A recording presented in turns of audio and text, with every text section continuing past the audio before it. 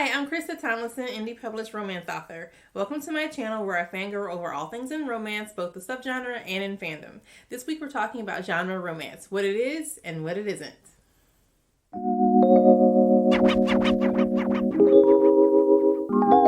Before I dive into all the romance topics on my channel, I thought it would be helpful to first define the romance genre so that it's clear what type of books I'm talking about each week. I thought it might also be helpful for those of you who may not know exactly what goes into making a genre romance novel.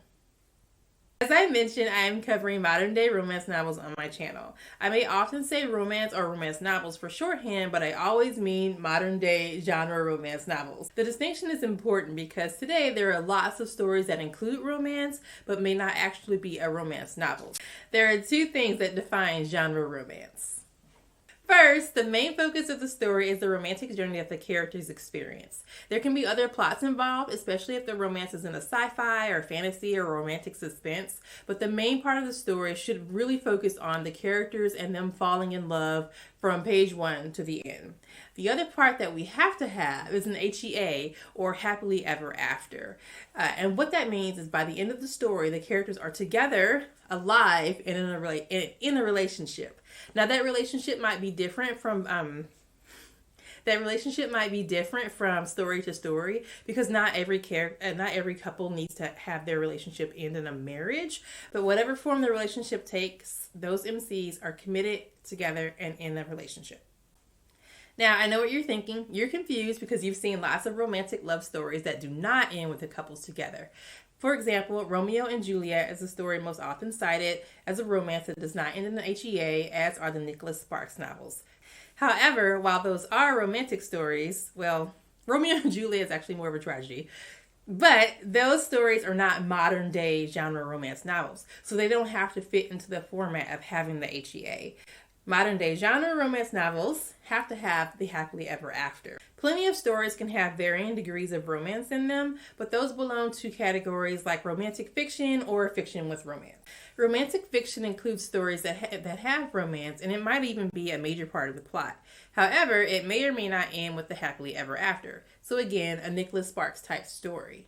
When we have fiction with romance, those stories can include basically anything and just happens to have a small romance subplot. So basically think all of your fantasy type stories, or if you're thinking of Star Wars with Han Solo and Leia, the Star Wars is not a romance, but it has a romance story. It's not the main focus of the story, and it may or may not end with the couple together. But genre romance will have those two defining characteristics.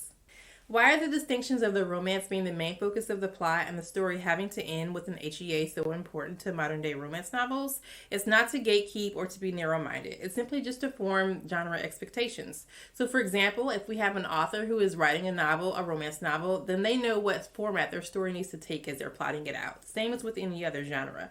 And for readers, it helps them know what to expect when they pick up a romance novel, which to me is the most important thing.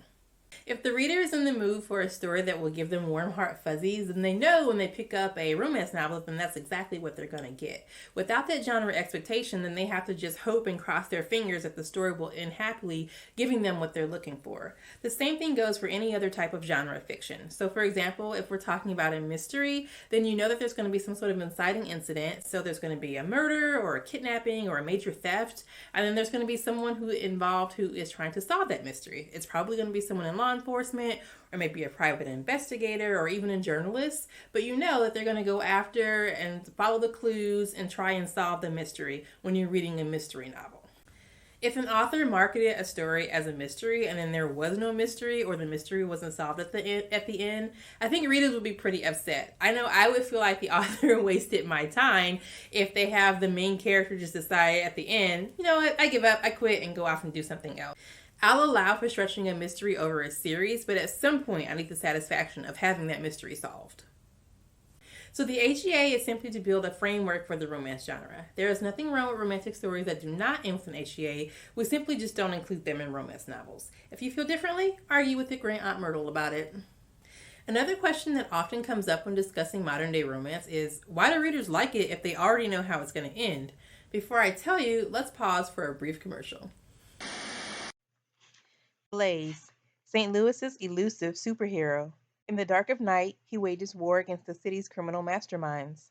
Once the sun rises, he's Jordan Wells, quiet custom body shop owner. Jordan has accepted that it's his destiny to walk alone in the shadows, until the night he meets Daniel.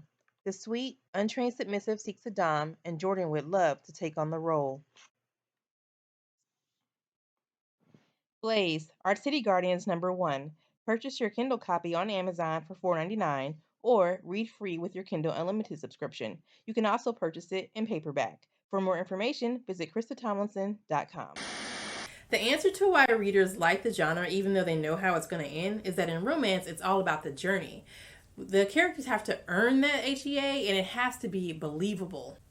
You can't simply write 200 pages of nonsense, haphazardly slap the characters together at the end, and then think readers will be happy. Romance readers want to experience the excitement of getting to know a love interest.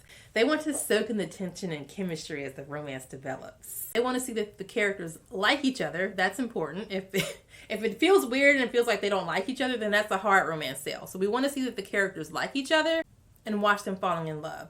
If something pulls the characters apart, or if there are internal obstacles, then we want to root for them and watch as they overcome those stumbling blocks. Then when they reach that moment of happiness and I love yous, we feel like we went on that ride with them, and the characters deserve their lifetime of happiness.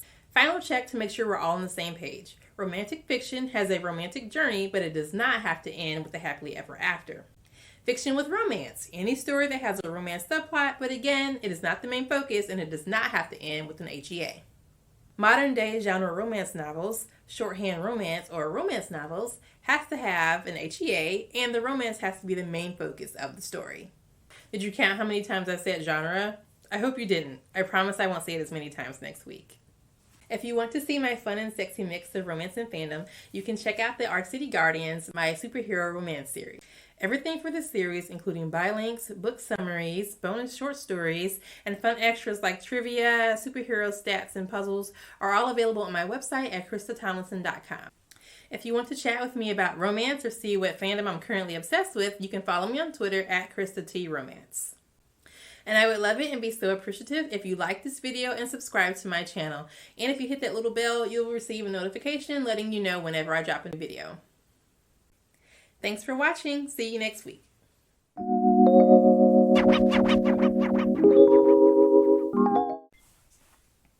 3, 2, 1.